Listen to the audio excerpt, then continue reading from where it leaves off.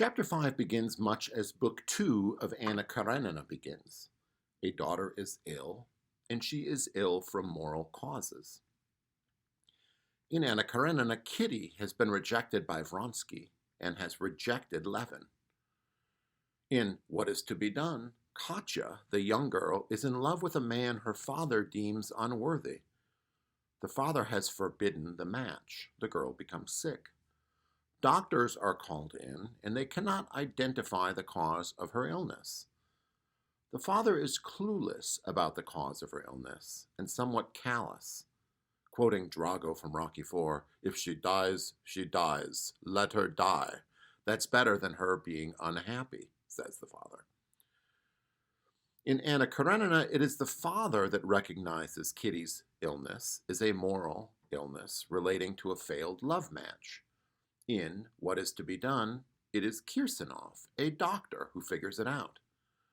So deeply does he know the human soul. He offers advice to the father. Always rely on reason and allow her to operate freely. It'll never fail when the cause is just. You yourself are to blame. You've placed the chains on your daughter's reason. Remove them, and it will lead her over to your side if truth is there. Passion blinds a person when it encounters obstacles.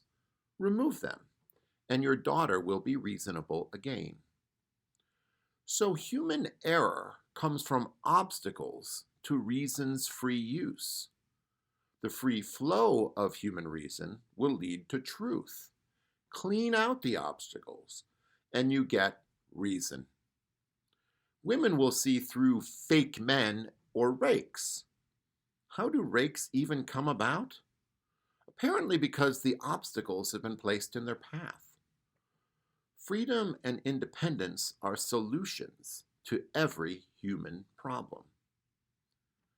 Do I need to tell you what happens? If I do, you haven't been paying attention. The father follows Kirsanov's advice. They devise a test for the young man's loyalty and motives. Katya will not, she says, have access to her father's fortune. The young man fails the test.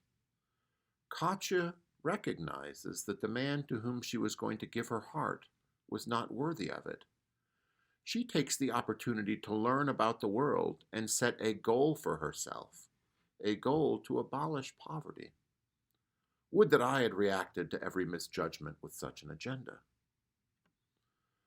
There is a loose end out there, and that is Lupakov.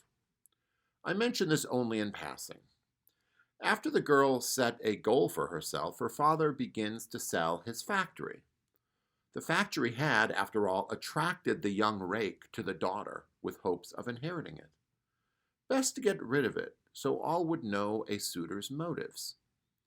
A man arrives named Charles Beaumont, and he is going to effect the purchase of the factory for a company in London. Beaumont is a progressive man. He stands with the illiterate blacks against the civilized owners in the southern states of America. He lives independently of others.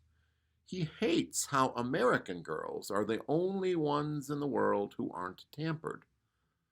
Others should be unhampered too. He celebrates recent experiments in communal living based on advanced economic science. Buffeted by these visions, Katya looks for a job, and she goes to Vera to work in the dressmaking establishment. There was no longer any trace of sadness in Katya once she met Vera. Vera, she can make a rainy day seem sunny. Katya's pensiveness had given way to rapture. Katya found her life's work in this communal factory. She especially is attracted to Vera, who will be her mentor on the road to progress. Katya becomes a new woman. Part of this is that she could see Vera and Kirsanov living together in a totally happy and equal relationship. This inspired her. Perhaps she could love Charles Beaumont. They grow together, But they were not taken with eros or disturbing desires. Charles, he is not a snuggler. Katya and Charles start talking with one another. Charles is looking for a woman who is not taken with prejudices.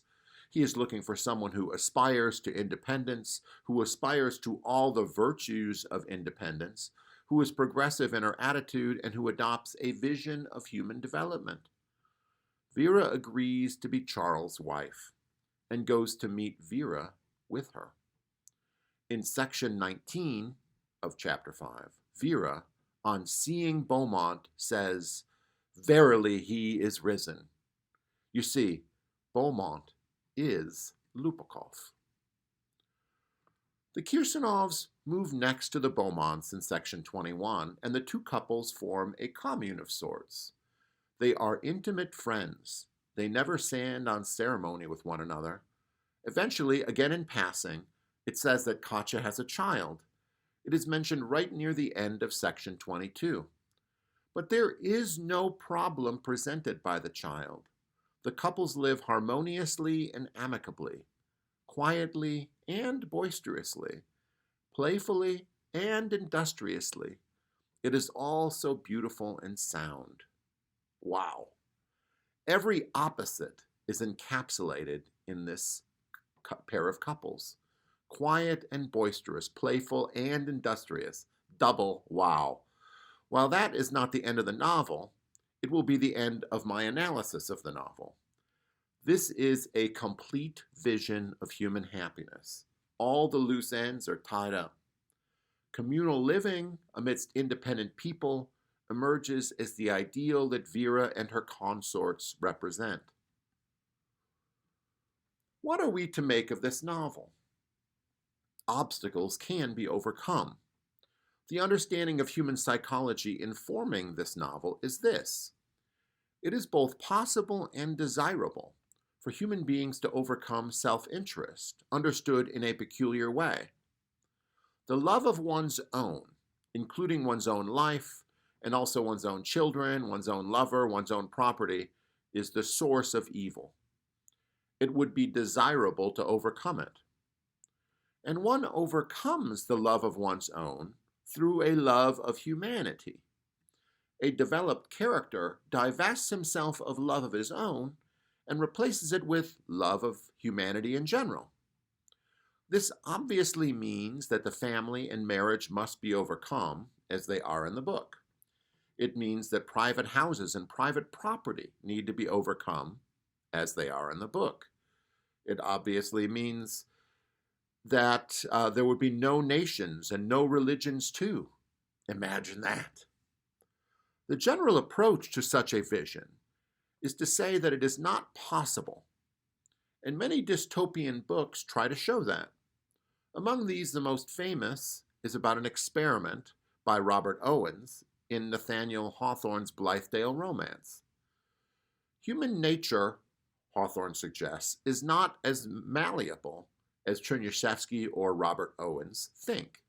At least that is the traditional argument made against the possibility of such a transformation. Human beings are crooked wood, and these attempts to straighten them out multiply the problems and the temptations. Very few have tried to show that such a vision is not desirable. There are a couple of avenues for presenting such a thought. One could, taken with Christian revelation, think that the promise of heaven is higher than this materialistic vision. Heaven on earth is not possible, but heaven is. The hope to bring heaven down to earth distracts us from the real heaven. Another angle, and this is not inconsistent with the first, finds this humane vision of Chernyshevsky utterly insipid. These people have no great longing, they have no depth, what they love is not noble, they consider the good life to be just the absence of things that are considered bad. I want to illustrate this with just 2 points from the book. Can Chernyshevsky understand children? Can Chernyshevsky understand sex? Neither of these relationships can be reduced to humane reason. Each of them requires the expression of a particular passion. Parents have, for their children a particular desire for their own good. And lovers share something with one another that the rest of humanity can see perhaps these days, but not experience. Happiness is a much more complex phenomenon than Chernyshevsky seems to know. It requires more than freedom to be happy. Chernyshevsky makes the classic mistake of taking the part for the whole and seeing simplicity where there is great complexity. His novel is a morality tale, and his morality is incomplete and inhumane. It makes the classic mistake of the ideologue. Why can't everyone be more like me? Thank you for watching this video series on Chernyshevsky's What Is to Be Done.